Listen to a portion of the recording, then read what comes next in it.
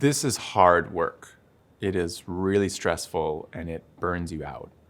I can certainly say that after the 2014 race with Was Ever Teach Out, I was burnt out. I loved the political work and I would support it from the outside, but in my mind at that point, it's like, I do not want this to be my job. I can't manage being in a situation that requires this level of stress and anxiety that's constant, especially in a campaign environment. It's acute. You're like constantly on threat level 10, no matter what's happening, on any given day, and that's really hard. I think that it's essential that, especially, and this is certainly a big piece of movement school, how we're building worlds where both the culture within organizations and teams is better, that people are nicer to each other and more supportive of each other, and that it not be such a cutthroat place and not be a place where people feel abandoned or isolated, but also that people have tools themselves to take care of themselves. People have the ability to say, well, this is what I need in order to continue doing this work right now. I need to scale down my efforts. I need to take a vacation. I need to go to yoga in the morning. I need to have a really serious conversation with my boss or with a colleague, a volunteer, that would be talk about issues we're having. That kind of culture, which you certainly see bits of in big corporations. We talk about HR culture and team culture, things like that. Not as strong, certainly not on campaigns, and even the progressive movement writ large. It has a long way to go, and some of that is around marginalization. Some of that is around real serious issues, even in progressive spaces that we have to confront around racism, classism, gender, misogyny, all these kinds of issues. That takes a toll on people, and certainly it took a toll on me. I think that there's a particular kind of problem with this work that stems from the fact that there's both this very real level of stress around the actual activities you have to do, keeping up with things on a regular basis. Just the stress of campaign world is high. Even if you're a volunteer, it's still a high stress environment. But the extra piece is that you are motivated not just by wanting to make a paycheck or wanting to have a little hobby on the weekend.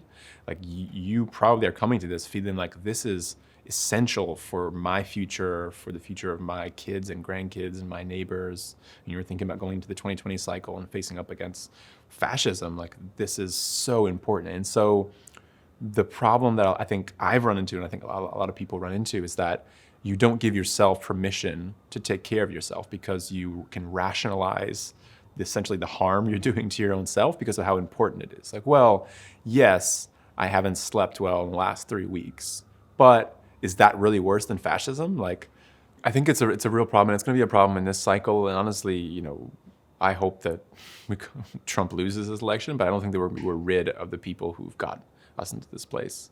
There's going to be many, many cycles coming up. We're going to have to be fighting the same sorts of people that seem like that are a real imminent threat to ourselves, to our friends and family, and to the values that we hold as a society. So it's very, very easy to rationalize, I don't need to take that day off. I'm not going to have weekends anymore. I'm just going to work all the way through because that is what has to happen in order for us to make this country a place that's livable for me and the people that I love.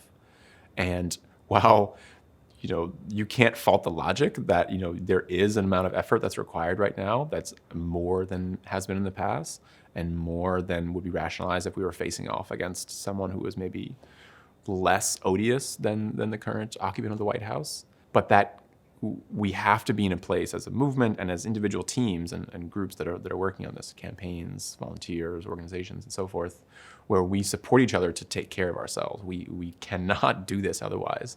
This is not something which will be won in an election. It's something that gets won in a generation. And we have to continue to fight in ways that allow us to build our own selves up and take care of ourselves as a community and as individuals.